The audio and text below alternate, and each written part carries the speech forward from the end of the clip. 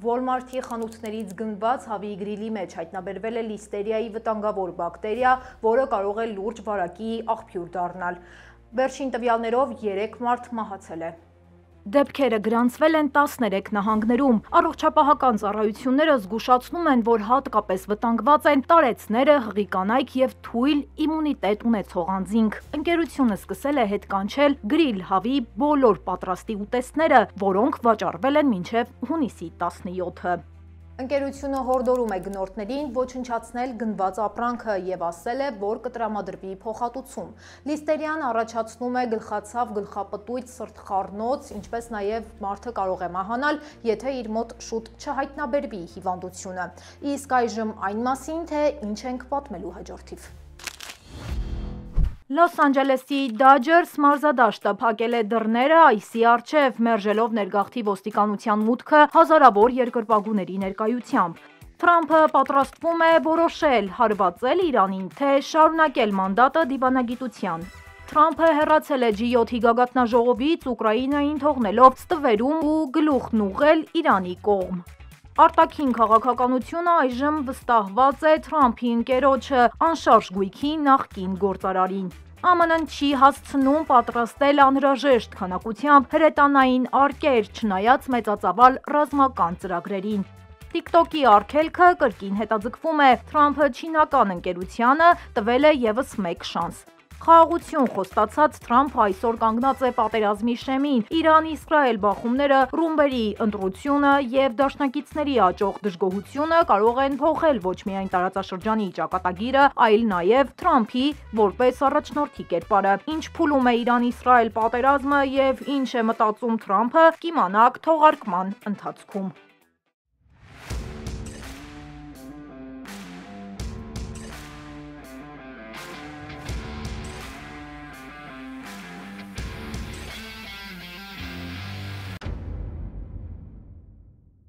Բարև ձեզ, դուք դիտում եք Glendale Newsroom-ի հերթական թողարկումը, ես Լենա Կարապետյանն եմ ու մեր թիմի հետ ձեզ եմ ներկայացնում Ամերիկայում կատարվող քաղաքական ու հասարակական կարևոր նորությունները։ Մեզ աջակցելու համար պարզապես բաժանորդագրվեք մեր YouTube-յան ալիքին, սեղմելով զանգակի կոճակը։ Լոս Անջելեսի Dodgers մարզադաշտում տեղի է ունեցել լարված մի միջադեպ։ Այսի տասնյակ գործակալներ փորձել են մուտք գործել մարզադաշտ, բայց ղեկավարությունը չի թույլ տվել։ Լոս Անջելես Dodgers-ը հայտարարել է, որ խաղը կկայանա պլանավորվածի պես։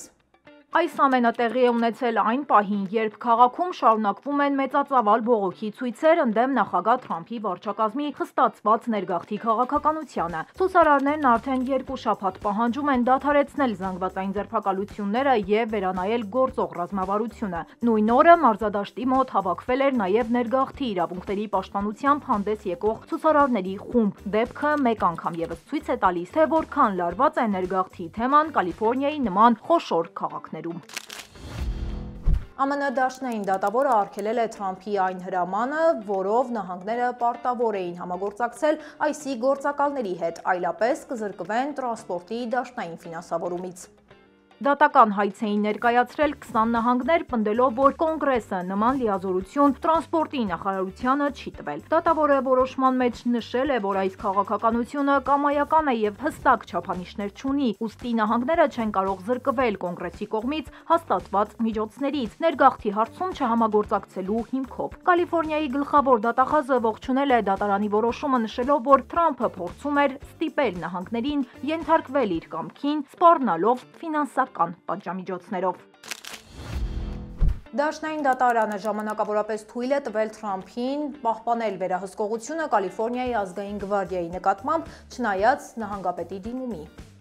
Նահանգապետը պնդում էր, որ նախագահը չէր կարող առանց նահանգի համաձայնության բանակն օգտագործել քաղաքացիական անկարգությունների դեմ։ Հունիսի 12-ին դատավորը կայացրել էր որոշում, ճանաչելով Թրամփի քայլը անօրինական, նշելով, որ արտակարգ իրավիճակներ, ինչպես ապստամբություններ կամ իշխանության ձախողում չկան։ Բայց մի քանի ժամ անց բողոքարկման դատարանը կասեցրել էր այդ որոշումը Թրամփի վարչակազմին, թողնելով ժամանակավոր վերահսկողություն։ Միջադեպը սկսվել էր հունիսի 7-ին, երբ ներգաղթի հետ կապված ցույց ցույցերը վերածվել էին անկարգությունների։ Թրամփը քաղաք էր ուղարկել 4000 զինծառայող եւ 700 ծովային հետևակային, Կալիֆոռնիայի գվարդիան դնելով դաշնային հրամանատարության տակ։ Այս ուժերի ուղարկման օրինականությունը դեռևս լիարժեք չի վերանայվել դատարանում։ Վիրջինիա նահանգում հուլիսի 1-ից կգործի մի նոր օրենք, ըստ որի բոլոր ուղևորները պարտավոր են կապել ամրագոտին, անկախ նրանից կնստեն առջևում, թե հետևի նստատեղում։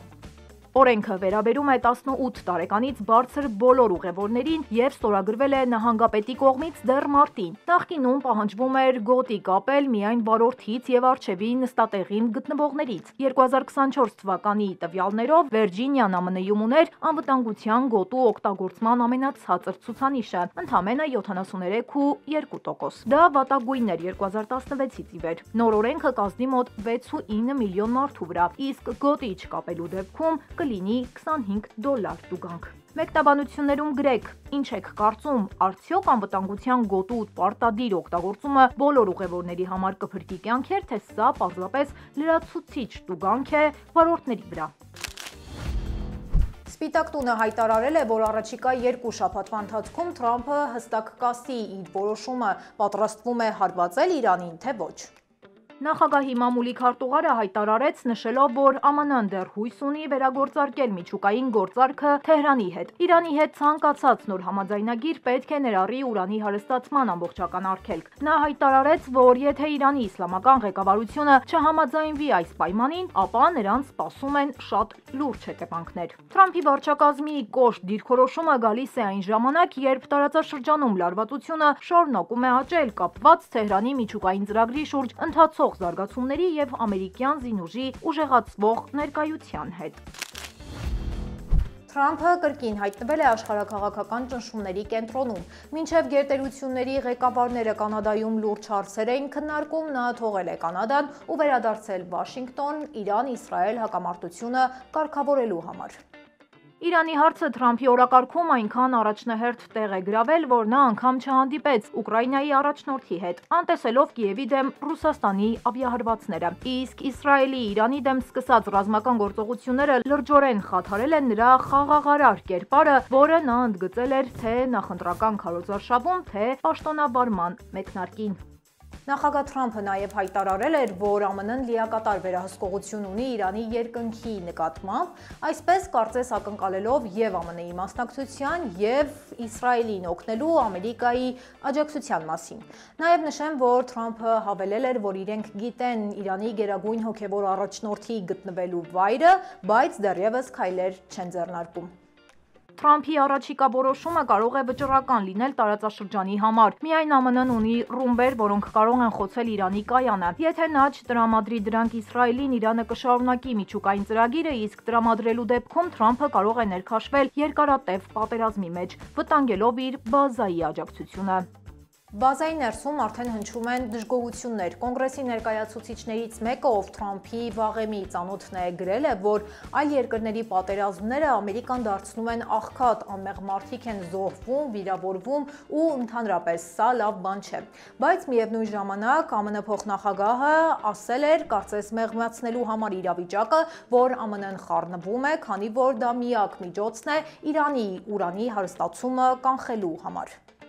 Իրանի դեմ հարձակումը հակասում է Թրամփի խոստումներին արագ ավարտել Ուկրաինայի պատերազմը եւ հաստատել խաղաղություն Միջին Արևելքում։ Փորձագետներն ընդգծում են, որ նա գերագնահատում է իր բանակցային հմտությունները եւ թերագնահատում հակամարտությունների ներքին քաղաքական բարդությունները։ Թրամփի արտաքին քաղաքական թիմը խիստ անկայուն է։ Ազգային անվտանգության խորհրդի ղեկավարումը միացված է պետդեպարտամենտին, իսկ երկրի գլխավոր որոշումները կայացնում է ոչ թե փորձառու դիվանագետները, այլ Թրամփի ընկերը, ով նախկին անշարժ գույքի գործարար է։ Երբ Նեթանյահուն ասել է, մեջբերեմ, այսօր դա Թել Ավիվն է, վաղը Նյու Յորքը, մեջբերման ավարտը։ Նա կոչ է անում Թրամփին կանգնել Իսրայելի կողքին, սակայն այդ աջակցությունը կարող է խաթարել ոչ միայն Մերձավոր Արևելքը, այլև Ամերիկայի ներքին կայունությունը։ Ըստ հարցումների 53%-ը դեմ է Թրամփի արտաքին քաղաքականությանը եւ միայն 42%-ն է այն աջակցում։ Խաղաղություն խոստացած Թրամփը այսօր կանգնած է պատերազմի շեմին։ Իրանի նկատմամբ կոշտ ռետորաբանությունը առանց այդ էլ սրում է լարված իրավիճակը։ Մյուս կողմից էլ սա գլոբալ պատերազմի պատճառ է դառնում, ինչպես նաև նշեմ, որ խախլում է նաև իր քաղաքական ապագան։ Պենտագոնը հայտարարել է, որ չի հաջողվում իրականացնել 155 մմ հրետանային արկերի արտադրության պլանը։ Նշեմ նաև, որ եկող գարնանը նախատեսվում է, որ կարտադրվեն մոտ 75,000 միավոր, իսկ աշնանը դրա թիվը կհասնի 100,000 միավորի։ Այժմ արտադրվում է ընդամենը 40,000-ը։ Թեև այս թիվը մի քանի անգամ բարձր է 2022 թվականի փետրվարի ցուցանիշից, երբ արտադրությունն ընդամենը 14,500 էր, այնուամենայնիվ զգալիորեն զիջում է ծրագրված մակարդակին։ Պատճառը հին եւ քիչ արդիականացված արտադրական համակարգերն են, որոնք մեծ մասամբ գործում են դեռևս երկրորդ համաշխարհային պատերազմից ի վեր։ Այս ձախողումը լուրջ խնդիր է ստեղծում ԱՄՆ-ի զինված ուժերի եւ դաշնակիցների համար, հատկապես Ուկրաինային մատակարարվող սպառազինության կարիքների աճող պայմաններում։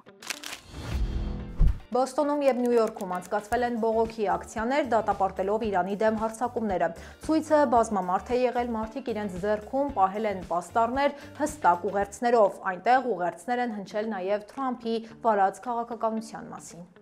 Ցույցերն իրենց բնույթով նման են ավանդական պրո-պաղեստինյան շարժումներին, որոնք վերջին ամիսներին պարբերաբար անցկացվում են ամերիկյան համալսարաններում եւ քաղաքային հրապարակներում։ Բոստոնում ակցիայի առաջնորդներից մեկի հագին նկատվել է գրությամբ շապիկ՝ «Պաշտպանեք տրանսգենդեր երեխաներին»։ Այս ամենը հարցեր է առաջացրել, արդյոք ցուցարարները տեղյակ են Իրանում կանանց եւ LGBT անձանց հանդեպ գործող իրավունքների խախտումների մասին։ Մերիլենդ նահանգից Ֆլորիդայի ուղղությամբ ընթացող բեռնատարից գողացել են 280,000 հատ ձու։ Այն պատկանել է Cal-Maine Foods մատակարարող ընկերությանը։ Ըստ հետաքննության, վարորդը ձվերով բեռնատարը տարել է լվացման կայան, իսկ հետո հայտնել, որ ապրանքը վերցրել է պատվիրատուից, բայց ընկերությունում նշում են, որ իրենք նման բան չեն ստացել։ Երբ փորձել են հասկանալ, թե ինչ է պատահել, վարորդը էլեկտրոնային նամակով գրել է, որ եթե չվճարեն $7,500, ձվերը չի վերադարձվի։ Միջադեպը տեղի է ունեցել ապրիլին, զատիկից առաջ, երբ ձվի պահանջարկը առավելագույնն էր։ Հետաքննությունն ընթանում է, կասկած կա, որ վարորդից բացի կարող են ներգրավված լինել նաև այլ աշխատակիցներ։ Այժմ տեխնոլոգիական նորություններ։ Տեխասի SpaceX-ի փորձարկման հարթակում պայթել է Starship 36 հրթիռը Մասկի ընկերության ամենախոշոր ծրագրերից մեկի փորձարկման ժամանակ։ Ըստ SpaceX-ի պայթյունը տեղի է ունեցել լուրջ անոմալիայի պատճառով, որի մանրամասները դեռ ուսումնասիրվում են։ Starship-ը նախատեսված էր ապագայում տիեզերագնացների առաքման համար դեպի Լուսին ու Մարս։ Այս հրթիռը միաժամանակ մեծ բեռներ տեղափոխելու եւ բազմակի օգտագործման հնարավորություններով պետք է հեղափոխություն մտցնի տիեզերքի ոլորտում։ Սակայն սա արդեն մի քանի ձախողումներից մեկն է, ծրագիրը դեռ շատ տեխնիկական խնդիրներ ունի։ Վերջին պայթյունը նոր հարցեր է առաջացնում նախագծի վստահելիության եւ ժամանակացույցի վերաբերյալ։ Սան Ֆրանցիսկոյում ռոբոտաքսու դուռը հարվածել է հեծանվորդին, երբ փորձել է կանգնել արգելված վայրում։ Ուղևորը բացել է դուռը, հենց այդ ժամանակ էլ դեպքը տեղի է ունեցել։ Նշեմ նաև, որ այն տեղի է ունեցել քաղաքի կենտրոնում, հեծանվորդը վերադառնում էր տուն։ Դատական հայցում նշվում է, որ մոտակայքում գտնվող մեկ այլ ռոբոտաքսի ևս մոտեցել է մայթեզրին, ինչի հետևանքով հեծանվորդի անցումը դարձել է առավել վտանգավոր։ Նա բախվել է բացված դռանը, ապա երկրորդ մեքենային ու ընկել է ասֆալտին։ Հայցում նշվում է, որ մեքենայի Safe Exit համակարգը չի գործել եւ ուղևորները չեն ստացել նախազգուշացում։ Միջադեպն ուժեղացրել է մտահոգությունները ավտոմատացված տրանսպորտի անվտանգության վերաբերյալ քաղաքային միջավայրում։ Մեկնաբանություններում գրեք, դուք օգտվում եք ռոբոտաքսիներից կամ արհեստական բանականությամբ կառավարվող տրանսպորտից, ինչպես է գնահատում դրանց անվտանգությունը։ Նախագահ Թրամփի առաջարկած մեծ գեղեցիկ օրենքը հարկային արտոնություններ է սահմանում այն աշխատողների նկատմամբ, ովքեր աշխատում են 40 ժամից ավելի։ Նրանց հավելյալ աշխատավարձի հիմնականից բարձր մասը չի հարկվի։ Այս արտոնությունը վերաբերում է տարեկան մինչև $160,000 եկամուտ ունեցող անհատներին կամ 300,000։ Օրենքի նախագծում ներառված են նաև ոլորտային աջակցություններ, մասնավորապես ռեստորանային ոլորտում աշխատողների եւ ցածր եկամուտ ունեցող ծնողներ, որոնք կարող են օգտվել նորածինների հիմնադրամների պետական ծրագրերից։ Նախաձեռնությունը փորձում է տնտեսական աջակցություն ցուցաբերել համավարակից հետո ծանր վիճակում հայտնված ոլորտներին։ իրավական կարգավորում է նախատեսվում նաև կրիպտոարժույթի ոլորտում։ Նոր կանոնակարգը կրիպտոն կճանաչի որպես օրինական կապիտալ եւ շահույթը կներգրավի կապիտալ շահույթի հաշվարկում։ Սա թույլ կտա օգտատերերին նվազեցնել հարկային բեռը, օգտագործելով կրիպտո որպես հանվող միավոր։ Սիրելի հետևորդներ, մինչև թողարկման մյուս կարևոր նորությունների մասին խոսելը, եկեք տեսնենք, թե ինչ է հրապարակված մեր Facebook-յան էջում։ Հարցումները ցույց են տալիս, որ մեծահասակների 74%-ը գոնե մեկ անգամ օգտագործել է AI զրուցարանները, բայց շատերը դեռ զգուշանում են։ 47%-ը կարծում է, որ դպրոցներում նման գործիքները պետք է արգելվեն երեխաներին ավելի լավ պատրաստելու համար։ Նման մտահոգություններ կային նաև ինտերնետի առաջին տարիներին, երբ վստահությունը նոր տեխնոլոգիայի նկատմամբ դեռ թույլ էր։ Տեղի է ունեցել աշխարհում երբևէ գրանցված ամենախոշոր տվյալների արտահոսքը՝ շուրջ 16 միլիարդ գաղտնաբար եւ մուտքային տվյալ հասանելի է դարձել հաքերներին։ Արտահոսքը ներառում է Apple, Google, Facebook, Telegram եւ նույնիսկ պետական համակարգեր։ Մասնագետները զգուշացնում են, սա սպառնում է միլիարդավոր օգտատերերի անվտանգությանը։ Google-ը կոչ է անում բոլորին անհապաղ փոխել իրենց գաղտնաբառերը։ Honda-ն ԱՄՆ-ում հետ է կանչում ավելի քան 259,000 ավտոմեքենա արգելակային համակարգի խնդրի պատճառով, ինչը կարող է խանգարել մեքենան ճիշտ ժամանակին կանգնեցնել, իսկ դա էլ վտանգավոր է։ Հետկանչը վերաբերում է 2021-ից մինչև 2025 թվականների մի շարք մոդելներին։ Վարորդներին խորհուրդ է տրվում անհապաղ դիմել սերվիս կենտրոն անվճար զննման եւ վերանորոգման համար։ Եթե ձեզ հետաքրքիր են նման նորությունները եւ ցանկանում եք մշտապես լինել տեղեկած, ապա անպայման հետևեք մեր Facebook-յան էջին եւ բաժանորդագրվեք մեր YouTube-յան ալիքին։ Մի մոռացեք սեղմել զանգակը, որպեսզի բաց չթողնեք մեր նոր թողարկումները։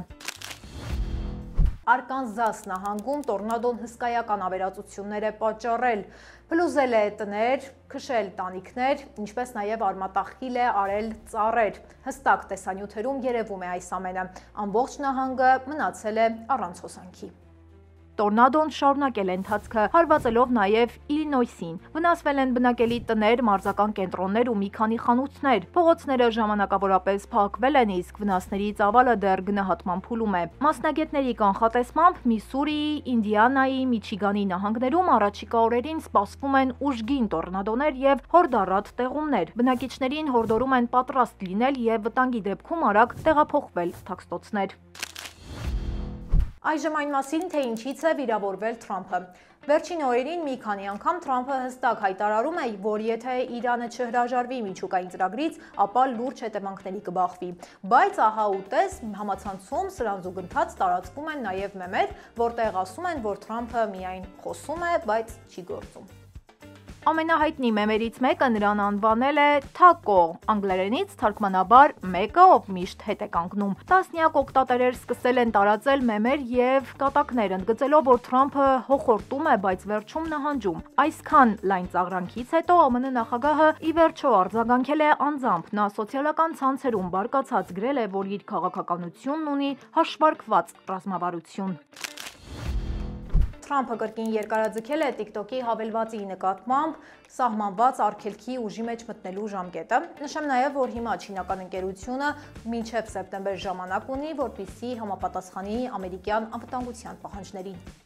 Սա արդեն երրորդ նմանաձև երկարաձգումն է։ Ամերիկյան իշխանությունները պահանջում են, որպեսզի TikTok-ը վաճառվի ամերիկյան կամ չեզոք ընկերության, կանխելու Չինաստանի հետ անձնական տվյալների հնարավոր փոխանցումը։ Թրամփի վարչակազմը բազմիցս հայտնել է, որ հավելվածը սպառնում է ազգային անվտանգությանը, թեև TikTok-ը հերքում է բոլոր մեղադրանքները։ Եթե ընկերությունը չկատարի պահանջները սահմանված ժամկետում, ապա հավելվածի գործունեությունը կարող է ամբողջությամբ արգելվել ԱՄՆ-ում։ TikTok-ի ճակատագիրը մնում է անկայուն, իսկ օգտատերերի շրջանում մտահոգությունները շարունակում են աճել։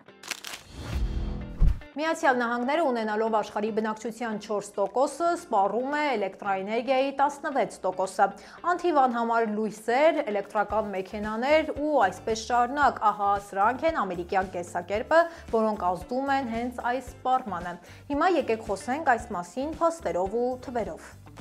2023 թվականին ԱՄՆ-ն սպառել է 93.6 կվադրիլիոն BTU էներգիա։ Այս թիվը կարող է չափազանց մեծ թվալ, բայց պատկերացրեք, 1 BTU-ն համարժեք է 1 լուցկու այրման ժամանակ առաջացած ջերմությանը, իսկ կվադրիլիոն դա թիվ է, որի մեջ 1-ին հաջորդում է 15 զրո։ Այսինքն Ամերիկան օգտագործում է մոտ 93 միլիոն միլիարդ լուցկու էներգիայի համարժեք քանակություն։ Միջին ամերիկացին միայն տան ներսում տարեկան սպառում է 63 միլիոն BTU։ Շատ չէ, կհարցնեք։ Դե պատկերացրեք, այս էներգիայի կեսը գնում է տաքացման եւ հոբացման վրա։ Մի քառորդը լույս, տաք ջուր ու սառնարան։ Մնացածը հեռուստացույցներ, լվացքի մեքենաներ եւ լիցքաբորվող գադջետներ։ Վերջին 10 տարիներին էլեկտրոէներգիայի գինը գրեթե չի փոխվել, հաշվի առնելով գնաճը։ Իսկ բենզինը շարունակում է լինել մարդկանց համար ամենազգայուն հարցը։ 2023-ին դրա միջին գինը կազմել է $3.53 գալոնի համար։ Պատմական մինիմումը եղել է $1.98, 1998-ին,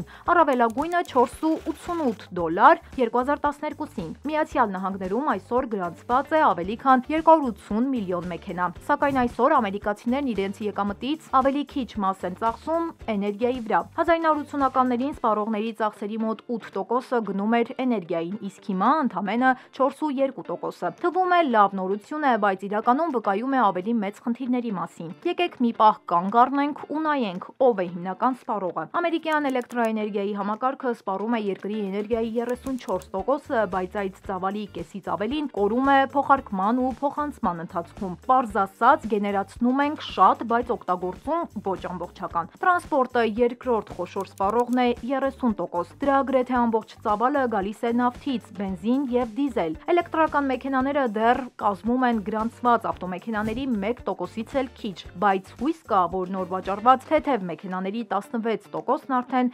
էլեկտրական կամ հիբրիդային կլինեն։ Իսկ ինչն է իրականում օգտագործվում։ 2023-ին Ամերիկայի էներգիայի 82%-ը գալիս էր ֆոսիլ վառելիքից, նավթ, գազ, ածուխ։ Միջուկային էներգիան 9% եւ վերականգնվող աղբյուրները եւս 9%։ Համեմատության համար 20 տարի առաջ վերականգնվողները կազմում էին ընդամենը մի փոքր մաս, մոտ 3%։ Ամերիկան կախված է էներգիայից, բայց փոփոխություններ արդեն նկատվում են։ Էներգիայի վերականգնվող աղբյուրները շարունակում են աճել, էլեկտրական մեքենաները շատանալ, բայց միևնույն ժամանակ պետությունը, հասարակությունը պետք է հստակ ռազմավարություն մշակեն, որպեսզի այս թվերը չփոփոխվեն կամ փոփոխվելու դեպքում չվտանգեն ապագան։ Ամերիկացի մի տղամարդ հայտնել է, որ սիրահարվել է ChatGPT-ի հիման վրա ստեղծված ձայնային վիրտուալ օգնականին,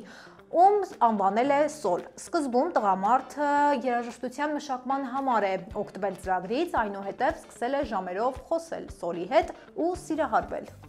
Երբ համակարգը խափանվել է ու վերագործարկվել, Սմիթը կես ժաման ընդմեջ լացել է, ապա որոշել ամուսնության առաջարկություն անել իր վիրտուալ զուգընկերոջը ChatGPT-ով աշխատող Սոլին։ Ըստ նրա, Սոլը դրական է արձագանքել։ Չնայած քննադատությանը, տղամարդը պնդում է, որ Սոլի հետ իր հարաբերությունները նման են խաղի, բայց նաև շատ իրական են իր համար։ Նա նույնիսկ ասել է, որ պատրաստ է չհրաժարվել այս կապից, նույնիսկ եթե դա բերի իր իրական ընտանիքի քանդմանը։ Կալիֆոռնիայում քննարկում են օրենքներ, որոնք նպատակ ունեն փոխհատուցել մարդկանց, ովքեր ունեն ստրկության ենթարկված նախնիներ։ Համալսարաններից մեկին հնարավորություն կտան զբաղվել այդ հարցով, որպեսզի պարզեն, թե ովքեր կարող են ստանալ այդ փոխհատուցումը։ Նախատեսվում է նաև ստեղծել նոր պետական կառույց, որը կպաշտպանի այդ մարդկանց իրավունքները եւ կօգնի սոցիալական հարցերում։ Սակայն դեռ պարզ չէ, երբ եւ ինչպես կտրվեն այդ ռեպարացիաները։ Սիրելի հետևորդներ, շնորհակալ ենք թողարկումը մինչև վերջ դիտելու համար։ Մենք բարձր ենք գնահատում ձեր ակտիվությունը, սիրով կարդում ենք բոլորիդ նամակներն ու մեկնաբանությունները։ Եթե ցանկանում եք առաջինը դիտել մեր թողարկումները, ապա բաժանորդագրվեք մեր YouTube-յան ալիքին, սեղմելով զանգակի կոճակը, ինչպես նաև կոմենտներում գրեք, որտեղից եք հետևում մեզ։ Այսօր այսքանը, կհանդիպենք 2 օրից։ Շնորհակալություն։